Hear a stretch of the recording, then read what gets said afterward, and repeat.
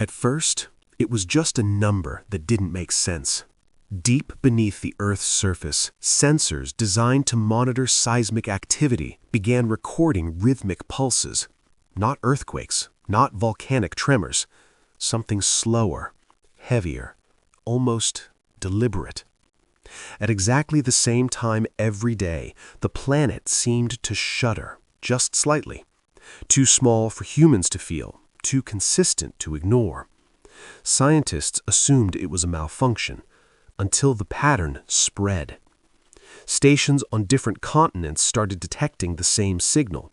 The pulses weren't random. They followed a precise interval, like a heartbeat echoing through solid rock.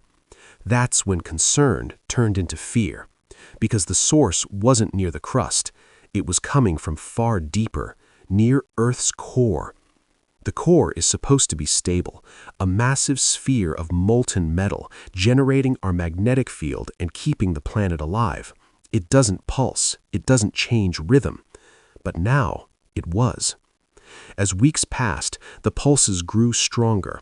Satellites noticed subtle changes in Earth's magnetic field.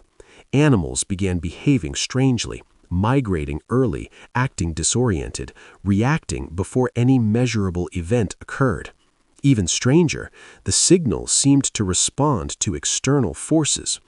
During strong solar storms, the pulses accelerated, as if whatever was deep inside the planet was reacting. Some scientists proposed extreme explanations, unknown geophysical processes, exotic states of matter, or interactions we don't yet understand between Earth's core and solar radiation. Others quietly asked a more unsettling question. What if the core isn't just molten metal? What if it's something dynamic, something capable of change? Internal reports avoided dramatic language, but one line stood out. Observed behavior does not match any known geophysical model. In other words, this shouldn't be happening. Governments denied there was any risk. Official statements reassured the public that Earth remains stable, but research funding was quietly redirected. Access to certain datasets was restricted, and the pulses continued. Slow, steady, persistent. As if something ancient, buried beneath thousands of miles of rock, had begun to wake up. The Earth has always been treated as a silent stage for life. But what if it isn't silent at all? What if it's been dormant? And what if these pulses aren't a warning of destruction, but the first sign that our planet is far more alive than we ever imagined?